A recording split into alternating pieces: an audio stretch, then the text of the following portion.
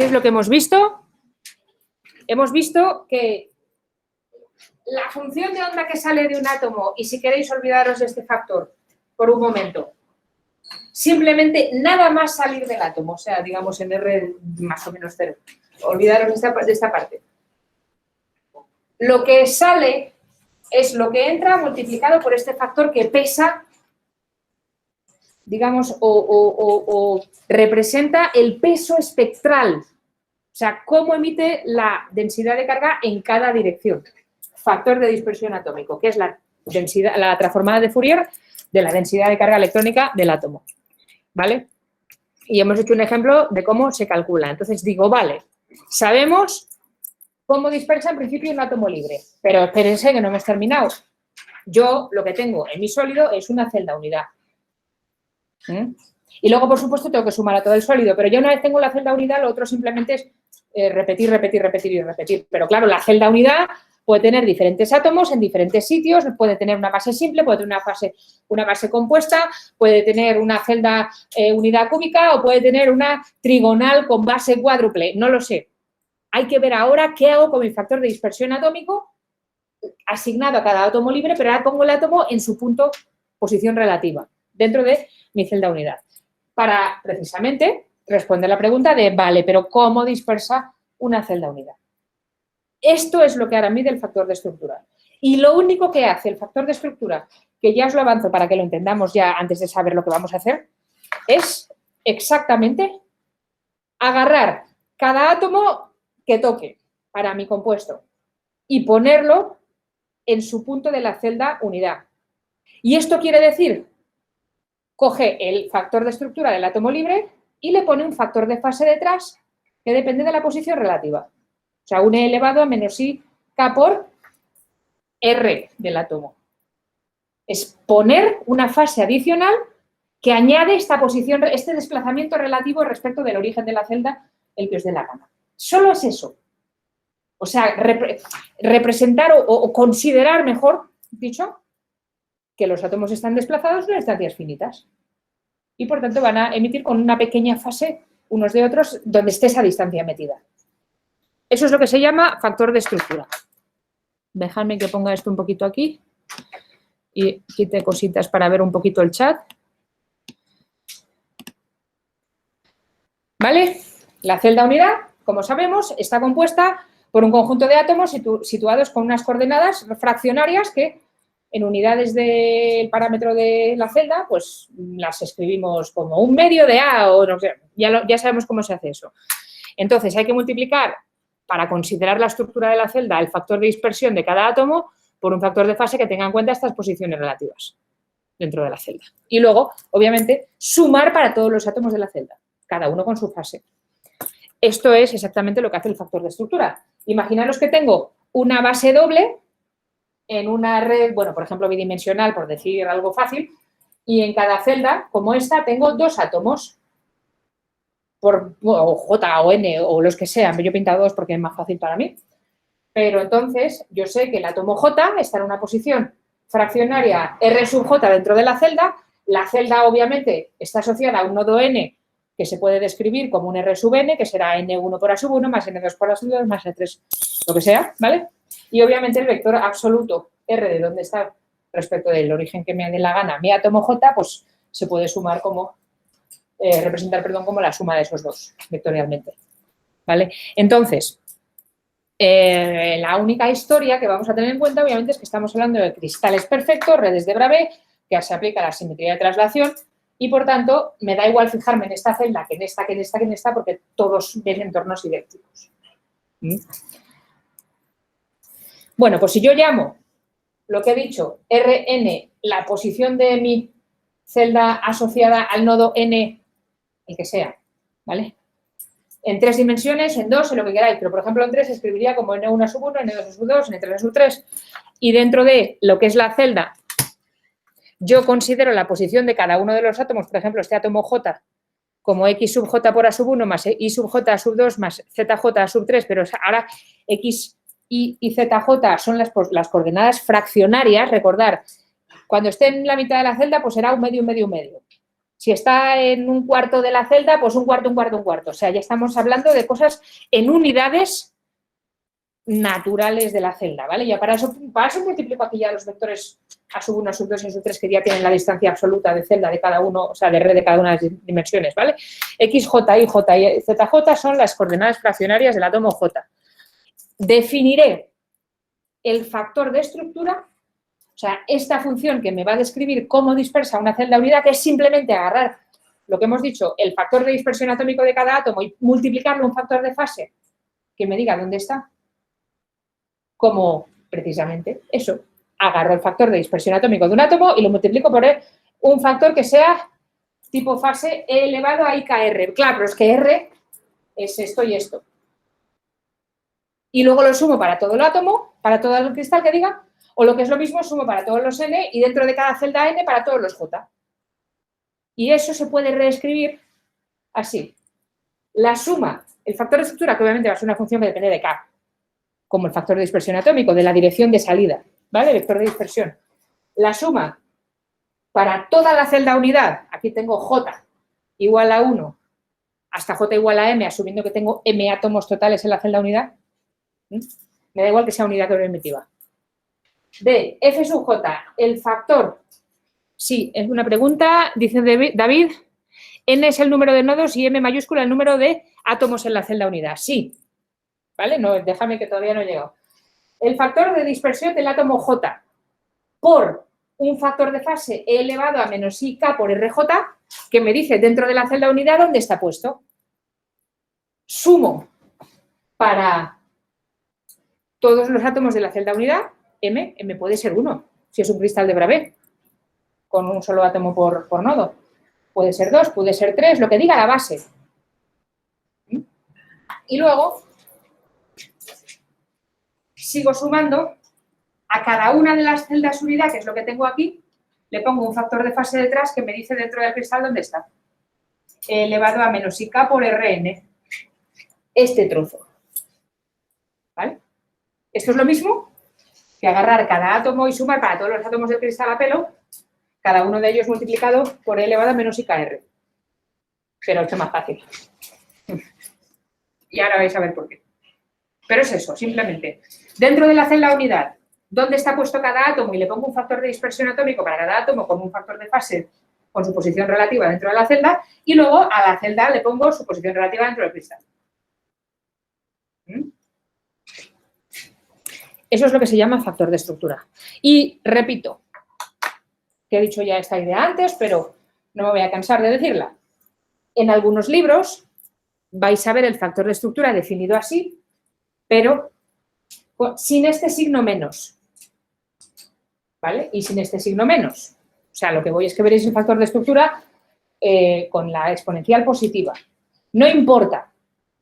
Porque lo hará entonces todo con el criterio de signos al revés y al final llegará al mismo resultado a la hora de interpretar los datos. O sea, que me da igual. Elegir una forma de hacerlo y hacerlo siempre así. Eso sí es importante. ¿Vale? Pues eso. Aquí estamos. El factor de estructura es una función que se suele llamar F mayúscula, que obviamente va a depender de la dirección de dispersión K, que me dice dónde está puesto cada átomo dentro de cada celda, por dónde está puesta cada celda. Y le ponemos una fase a cada una de esas cosas que tenga en cuenta el desplazamiento relativo entre de unos átomos entre otros, porque es lo que voy a necesitar para describir precisamente cuál es la diferencia de fase en la reemisión. Y como yo he de sumar todas las ondas reemitidas para calcular el diagrama de interferencia final, pues me necesito hacerlo así. No es muy difícil. O sea, conceptualmente al menos. ¿Verdad? Vale. Importante. La primera parte es una suma extendida a la celda. La segunda parte es una suma extendida a la red. Y por cierto, puesto que ya sabemos que para los vectores de la red, los de los nodos, simplemente los vectores que me generan la red abstracta, antes de poner ninguna base ni nada, la red de Bravais. Para cada uno de ellos, el producto de un vector de red multiplicado por un GHKL, donde HKL van a ser los índices de Miller de la familia de planos correspondiente, normal a este vector. Escalar esto sería, no es difícil ver, que es 2pi veces N1H más N2K más N3L, utilizando la propiedad que vimos de la red recíproca de que vector de la red real A sub I, escalar, vector de la red recíproca A estrella J es igual a 2pi por la delta de Kronecker. O sea, solo sobreviven los productos de A sub 1 por A estrella 1 más A sub 2 por A estrella 2 más A sub 3 por A estrella 3 y eso cada uno va a llevar un 2pi, que es este, ¿vale? Pues como N1, N2, N3 y también H, K y L son números enteros, este factor Rn por un vector de la R recíproca siempre va a ser 2pi veces un número entero. ¿Por qué esto va a ser un número entero? ¿Por qué estoy diciendo esto? Porque a continuación, como yo lo que quiero el factor de estructura no es para describir cómo es la dispersión en cualquier dirección del espacio, sino para interpretar mis máximos de difracción en un patrón experimental, a mí solo me interesa calcular el factor de estructura para vectores vectores de dispersión iguales a vectores de la red recíproca. Porque ahí es donde tengo mi máximo. Y ahí es donde yo quiero cuantificar. Entonces, para interpretar los máximos de difracción, o para predecir los máximos de difracción, si queremos hacer lo que hacía mi software, yo no voy a calcular el factor de estructura genérico para todos los Ks del mundo, como sí que hice, de hecho, para el vector de dispersión atómica, que sí que quería ver para toda dirección cómo remitía aquello. No, ahora ya me da igual. Yo solo quiero saber el factor de estructura para las direcciones donde vaya a haber un máximo de difracción, porque en el resto de direcciones voy a ver cero, voy a ver una pantalla negra. Y entonces, lo que voy a hacer es calcular siempre el factor de estructura en vectores de dispersión K que cumplan la condición del Laue, que es donde va a haber máximos de difracción, o sea, donde K valga G. Con lo cual, este número que sale aquí adentro, la suma extendida a todas las celdas de mi sólido, o sea, a toda la red, aquí lo que me sale es un factor 2pi. Por tanto, esto que hay aquí vale 1. Sumando a todas las celdas de la red me valdrá toda n, ¿vale? Pero ese factor no va a depender de aquí. Me va a dar un número que será n muy grande, lo que queráis, números de Avogadro, lo que sea. Pero va a ser el mismo para todos los GHKL que yo ponga. Y por tanto, para calcular factores de estructura, habitualmente en la interpretación de máximos de difracción solamente nos fijamos en esta parte, porque el número n total que sale de aquí es el mismo para todas las reflexiones y para las que dan cero también. Es una constante que multiplica. Y de hecho, lo que vamos a ver es que el factor de estructura para reflexiones, aquí debería poner un GHKL, pero bueno, G de la red recíproca, es proporcional, o la parte importante es simplemente la suma dentro de la celda unidad para interpretar los diagramas de difracción, ¿vale? Y de hecho, dado que al final de la película la intensidad en mi pantalla, cuando yo la ponga al final de allá y vea mis máximos, va a ser proporcional a la función de onda al cuadrado. ¿La función de onda de quién? De la radiación que llega a la pantalla. En general, los máximos de intensidad difractada van a tener intensidades proporcionales al factor de estructura al cuadrado. Y como esto es proporcional, por eso digo que me importa un pito que vaya multiplicado por n, un número arbitrariamente grande, pero un número. A mí lo que me importa es diferenciar cuando hay máximo de difracción o cuando no lo hay. O sea, de 0 a 1. Me da igual de 0 a 1 que de 0 a n. Máximo o no máximo. ¿Vale? O sea, que por eso nos olvidamos un poco de la parte de la suma de la red. No es relevante para interpretar los datos. Lo que me interesa a mí es calcular el factor de estructura para las reflexiones donde, de hecho, estamos en condición de Bragg o en condición de Laue, como queráis decir. Hallaré, este número es un número complejo. Cogeré su módulo al cuadrado y la intensidad resultante para cada vector G, esos que yo veía en el diagrama de difracción, y ahora lo vamos a ver, va a ser proporcional al módulo del factor de estructura al cuadrado para ese vector.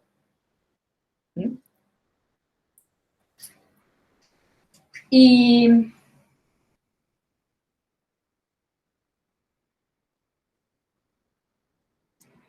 puesto que el factor de estructura es proporcional a la suma extendida a toda la celda unidad del factor de dispersión del átomo J, pero ya no en cualquier dirección, en la dirección de los G que me interesan.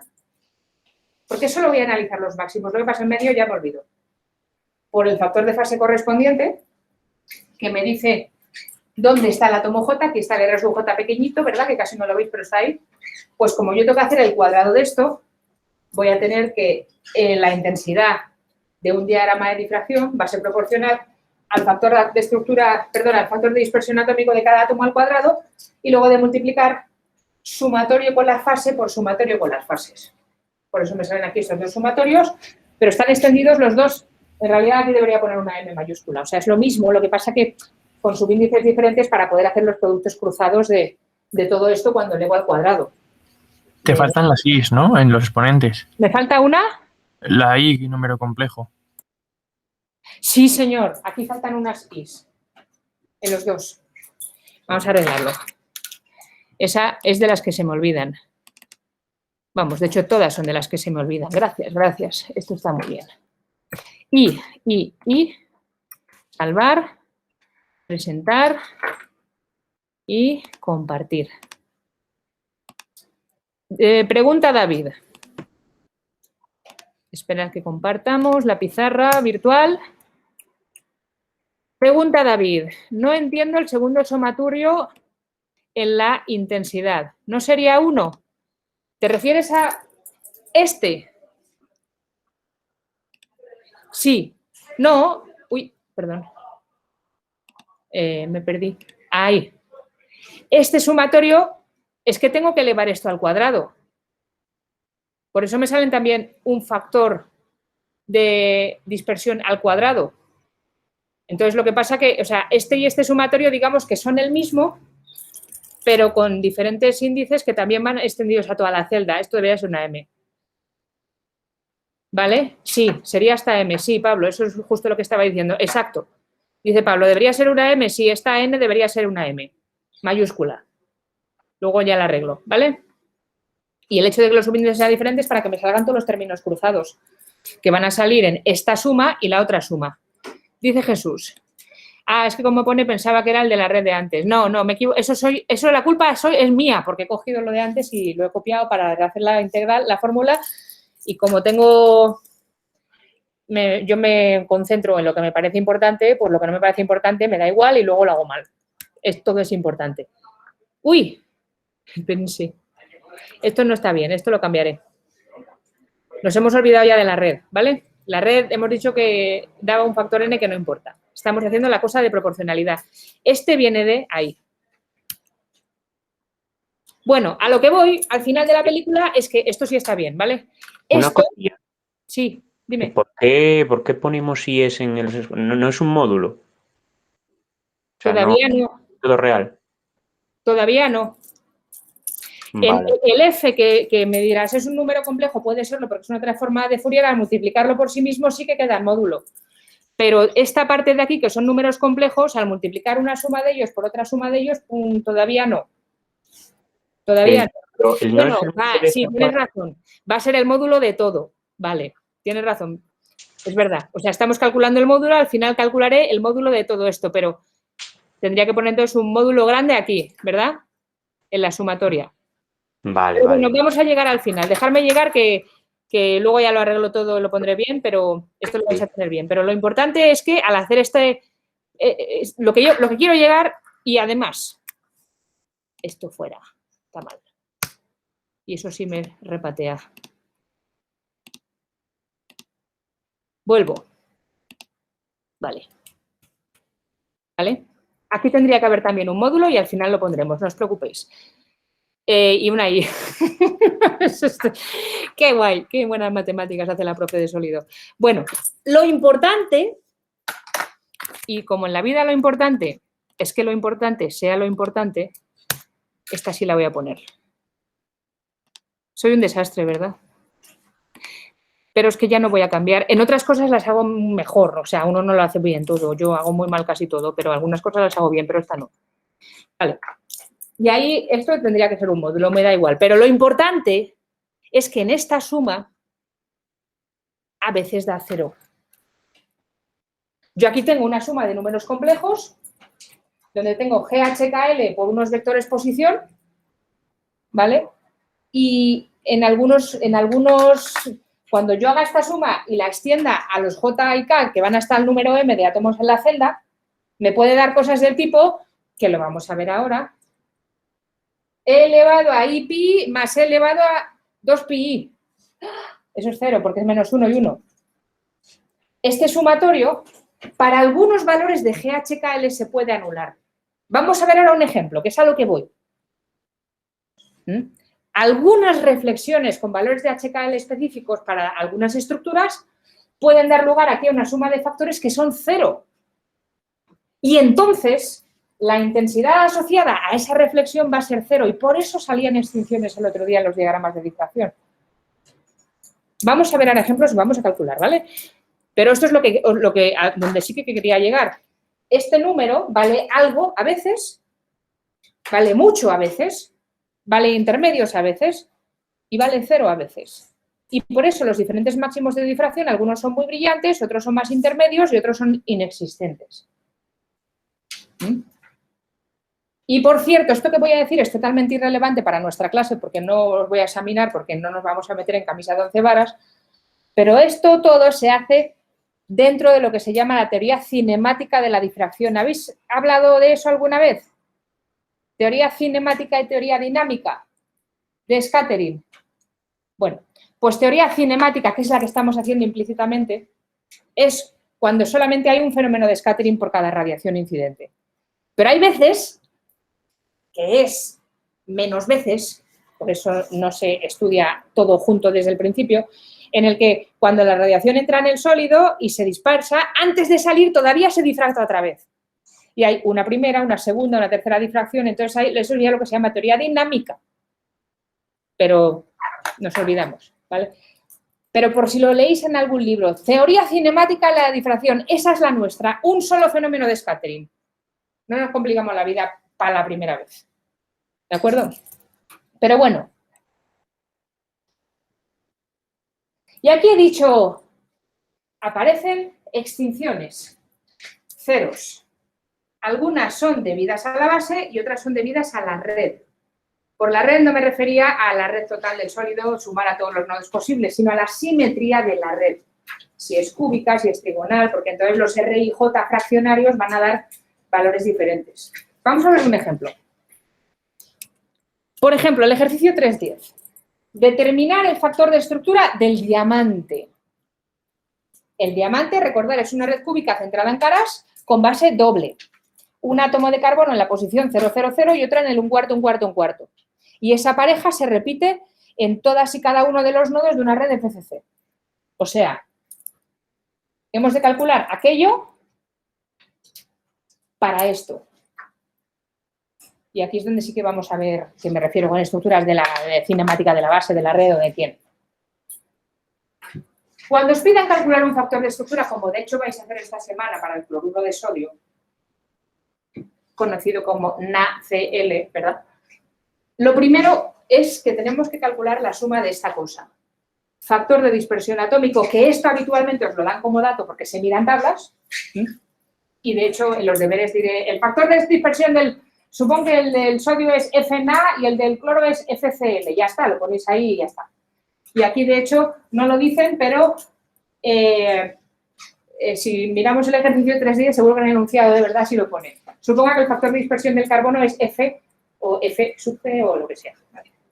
Bueno, pero lo que tengo que calcular es esto. Un sumatorio extendido a todos los átomos de mi celda de su factor de dispersión atómico, que como van a ser aquí todos carbonos, pues aquí tengo una F que sale de para adelante, la de la gráfica que os enseñé antes, por una suma de factores de fase, ¿de acuerdo? Donde en los RJ tengo que poner todos los RJ de todos y cada uno de mis átomos de mi celda. Si mi celda es FCC, ¿cuántos átomos tengo que poner? Esto es la idea. Vamos a hacerlo, ¿vale? Bueno, una red FCC con una base doble, donde tengo un carbono en la posición 0,0,0 y otra en la posición un cuarto del cubo del lado A, el parámetro de red del carbono, el que sea, ¿vale? La distancia de red. Por comodidad, en el cálculo que viene ahora le voy a llamar a todo esto, este va a ser el vector 0, me encanta, y este le voy a llamar B, por no escribir siempre un cuarto para todas partes, pero por holgazanería mía, o sea, esto no, cada uno que lo haga como le guste. Pero lo que tenemos que, la estrategia en este tipo de problemas consiste en escribir, de hecho, escribir uno por uno los vectores R sub I de todos los átomos que quiero poner. Y luego los multiplicaré por G y luego haré esta suma para todos ellos, ¿vale? La red de CCC ya la hemos estudiado. Vamos a ver cuáles los vectores de su celda de hecho unidad. Recordad que para la FCC tomábamos como celda unidad a la hora de escribir de verdad una terna de vectores que iban desde uno de los corners de los vértices del cubo a 1, 2 y 3 vectores de la mitad de las caras que formaban ese vértice, ¿vale? Entonces tengo que voy a tener un átomo de carbono en el origen, obviamente, R sub 1, 0, 0, 0. En la mitad de una cara, en la mitad de otra y en la mitad de la cara de abajo. Aquí van esos tres. Los tres planos que me definen el vértice que he tomado como origen. Entonces voy a tener uno que va a 1 medio, 1 medio, 0, otro que va a 1 medio, 0, 1 medio, otro que va a 0, 1 medio, 1 medio. Esos serían los 4 átomos, entre comillas, que me definen esa terna de vectores, ¿vale? Para la red primitiva de la FCC. Pero es que además, como mi base es doble, voy a tener un carbono en cada una de estas posiciones y otro desplazado un cuarto de aquí y otro desplazado un cuarto de allá y otro. Y por tanto, necesito escribir las posiciones de 8 átomos. Los 4 que definen mi celda unidad, incluido el del origen, porque repitiendo todo eso yo consigo sacar la FCC, ¿vale? Como ya hemos visto, pero además, como tengo la base doble, le tengo que aplicar a cada uno de ellos un vector traslación igual a B. Entonces necesito escribir, para sumar a toda mi celda, necesito escribir 8 vectores posición, ¿vale? El 0, 0, 0 más B, un cuarto, todo multiplicado por A, por supuesto. El 1 medio, 0 más un cuarto, y así, para los 4, a cada uno de ellos le sumo un cuarto. Y así tengo lo que yo llamo mi red, o sea, la terna de átomos, en realidad los 4 átomos que me definen el poliedro, que me hace con el que puedo, digamos, propagar mi red primitiva, más la base. Que cada uno de sus sitios yo pongo 2 átomos. Vale, pues eso es lo primero, escribir las posiciones fraccionarias de todos los átomos de interés dentro de la celda. Y ahora calcular aquella suma. Aquí voy a sumarla a 8 átomos. Entonces, miramos en las tablas si no nos dan el enunciado el FC del carbono, el factor de dispersión atómico, eso como es el mismo para todos, lo puedo sacar de factor común. Y lo que me queda es que tengo que sumar, digamos, el E elevado a I, G por R, J, para estos 8. O sea, es una suma de 4 cosas. Y además, como estos de aquí son todos los de delante más B, escribir la suma de los 8 es como escribir la suma de los 4 primeros por un factor 1 más E elevado a menos IGB para reproducir los otros 4. Y ahí tengo los 8. ¿Vale? Todo multiplicado por el FC del carbono. Pues eso.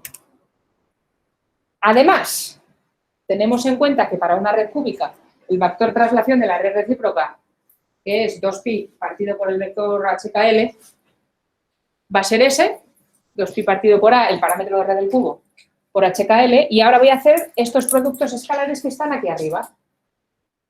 ¿Vale? Para todos ellos.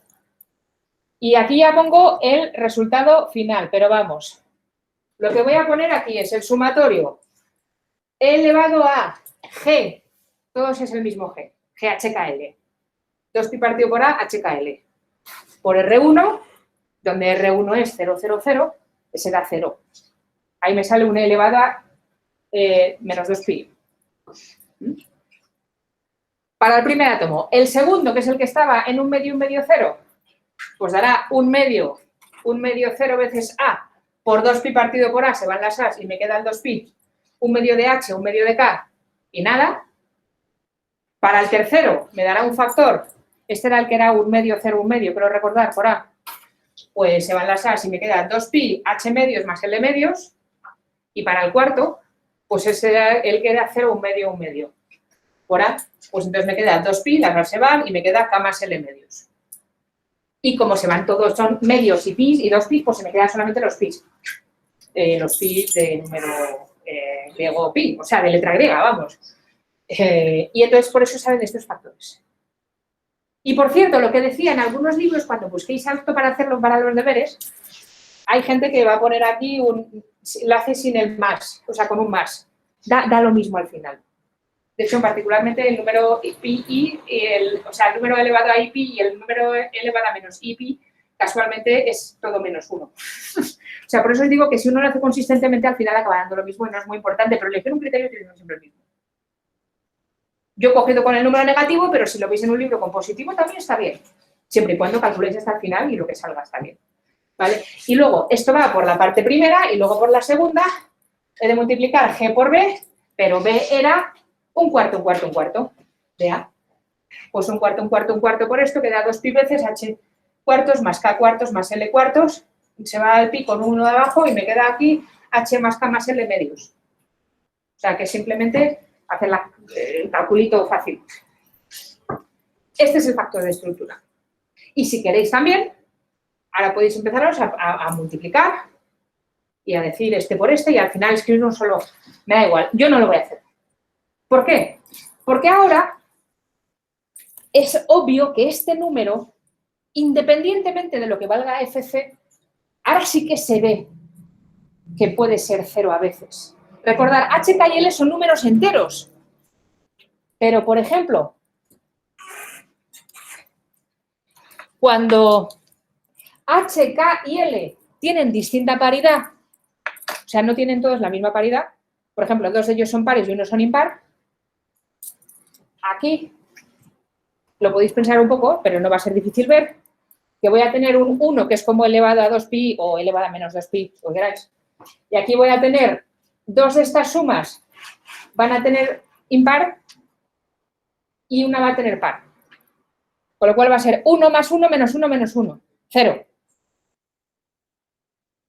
Y este factor se va a anular. Y esto va a pasar siempre que H, K y L no tengan los tres la misma paridad. Ahora, si sí que la tienen, por ejemplo, si los tres son pares, entonces H más K es par, este factor da 1, H más L es par, este factor también da 1, y H y K más L también es par, ese factor da 1. Ahí tengo 1, 1, 1, 1, 4, eso no se anula. Todo, por supuesto, partiendo de que H, K y L son números enteros. Pueden ser pares o impares. Pero en el momento que uno de esos tres tenga paridad diferente, como tengo aquí la suma de los tres, todas las posibles parejas, H más L, H más K y K más L, eso ya necesariamente me va a dar una vez impar y dos veces par. Porque cuando sea par más par, par. Par más impar, impar. Impar más par, impar. Ya está. 1 más 1 menos 1 menos 1, 0. Siempre que H, K y L tengan distinta paridad en la estructura del carbono, esa parte va a dar 0.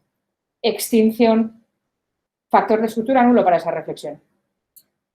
O sea, o a la inversa, para que salga una reflexión, H, K y L tienen que tener la misma paridad. ¿Os acordáis del otro día? Que cuando mostrábamos el diagrama de difracción del diamante era en plan 202, 022, 404, 011. Pero no estaba... O sea, ahora lo voy a volver a enseñar, ¿eh? Pero por eso resultaba que las reflexiones que tenían que haber estado en medio no salían, porque eran las que tenían diferentes paridades. Pero no solamente por esta parte, que es la parte debida a la red, pero no la red extendida al cristal entero, que me importa un pito, la red, el tipo de red de FCC. O sea, la celda unidad. FCC, BCC, cúbica simple, tetragonal, compacta, yo qué sé. O sea, red en ese sentido. Por eso había puesto antes lo de base y red, pero quedaba un poco inequívoco, o sea, equívoco y lo he quitado. Y ahora tengo aquí esta otra parte, en el sumando, que es la debida a la base, en el sentido de que esto venía de aquí. De sacar factor común, la parte donde tengo mis 4 átomos de la red FCC, más los 4 desplazados, un cuarto, un cuarto, un cuarto. Este era el factor un cuarto, un cuarto, un cuarto. Y me sale este sumando, que es E más E elevado a otro número complejo, menos I pi por H más K más L elevado a 2, partido por 2, perdón. ¿Vale? Y cuando esto, H más K más L partido por 2, de par, perdón, impar, esto va a dar menos 1. E elevado a I pi o menos I pi, me da igual, es el mismo número. Por un número impar es menos 1 siempre. Menos 1 más 1, 0. Cuando H más K más L medios sea un número impar, esto se anula. O puesto de otra forma, llevándome los números si no es que para arriba y para abajo, cuando H más K más L sea 2 veces un número impar, que eso es 2n más 1. O sea, 4 veces n más 1 medio. Y esto también me va a dar extinciones. Además de aquellas. Estas son debidas a la red, entre comillas, al tipo de red que tengo, al tipo de celda unidad. Estas son debidas a la base. A que tengo una base doble, separada. Y por eso, cuando mostrábamos ayer, el martes, los diagramas de difracción, esto lo he puesto a posta para que no se vea nada, ¿vale? Pero yo tampoco lo veo. Vale, ahora sí, los de casa y los de aquí lo estáis viendo. Y ahora sí, para la cúbica F, por ejemplo, por el 001, pero podemos hacer cualquier otra, me da igual. Pero las reflexiones que aparecen, y este programa está calculando el módulo al cuadrado del factor de estructura, ¿vale? 020, 040, 0 menos 20, vale, negativo, bien, no pasa nada. 220, 2 menos 20, 220, 420. Para empezar, solo aparecen aquí las pares. Y además, si encima ya no hago la cúbica F, pero le hago la del carbono, o sea, estas serían las extinciones de... Espérate, voy a ver si rizo el rizo. Toda la pantalla. My entire screen. Que si no, esto, share. Esas serían las extinciones de esta parte del factor de estructura. Esta es la parte FCC. Todas las FCC tienen las mismas extinciones. Porque si yo pongo un cristal que no sea de carbono, pero sea de otro átomo, pero sea un cristal de Bravais, el factor que me sale delante no será el del carbono, será el que me dé la gana, pero este factor siempre saldrá detrás. Todas las FCC tienen las mismas extinciones. Y además le pongo una base doble 000, un cuarto, un cuarto, un cuarto, me sale esta parte, que es lo que sucede si yo, en vez de hacer el cúbico F en el single crystal, no salvar, abro el silicio, que es igual que el carbono. Diamante, venga, vale. Lo ponemos en la 100, perdón, set view direction 001, perdón, que me da igual, son iguales, 001, 0011. Ok, y ahora, bueno, va a salir un poco rota, pero no me importa. New pattern, ¿veis? Ahora me salen menos extinción, menos que antes. Antes la 020 salía, ahora ya no sale. La 040 sigue saliendo. La 002 ya no sale, perdón, 200 que había antes ahora no sale. Se ha extinguido. La 400 sí que sigue saliendo. ¿Y por qué ya no salen? Pues por ese segundo factor precisamente. Este. O sea, la red de diamante tienen las extinciones de la FCC más las de la base doble. Y esto vale para el diamante en carbono, para el silicio, que tiene la misma estructura que la del diamante, y para cualquier cosa que tenga diamante aquí delante me saldrá un factor de silicio en vez de carbono, vale. Está bien. No importa. Y por eso os quería pintar esas dos juntas en la misma escala para que veáis que aquí solamente sobrevive la segunda, que es esta, pero la de medio no sale. Por las diagonales lo mismo. Aquí salen cosas que aquí no estaban. O alguna que esta tampoco está, se extingue por culpa de la base. ¿Sí?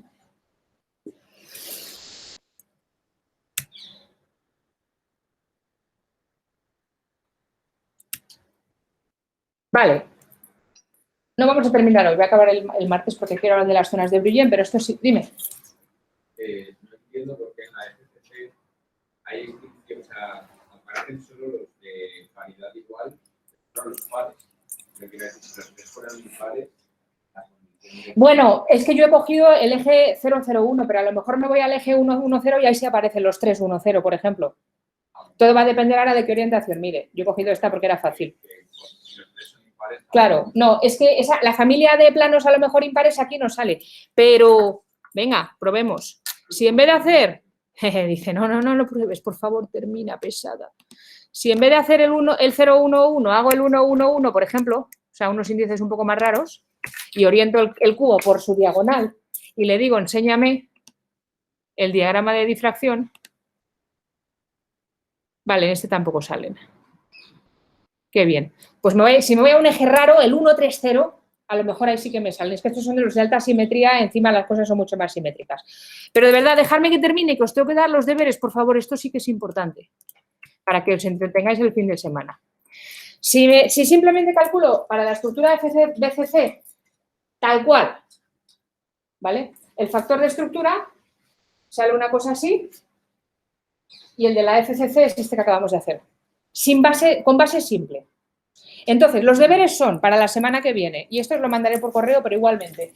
Sabiendo que el cloruro sódico tiene una estructura cúbica centrada en caras, o sea, como la que acabamos de ver, con una base doble, pero con posiciones 000 y el cloro es el sodio 000 y el cloro en un medio, o sea, ahí voy a tener un FNA, supongamos, para las posiciones de sodio y un FCl para las de cloro, o sea, esos ya son diferentes, o sea, que aquí se complica un poco más la cosa, ¿vale? Calcular el factor de estructura para un experimento de difracción de rayos X, como el que hemos hecho, en función de los factores de expresión atómicos, FNA y FCl, que supuestamente los conocemos, ¿vale? Y luego, además, qué intensidades se obtendrían para las reflexiones específicas que salen aquí.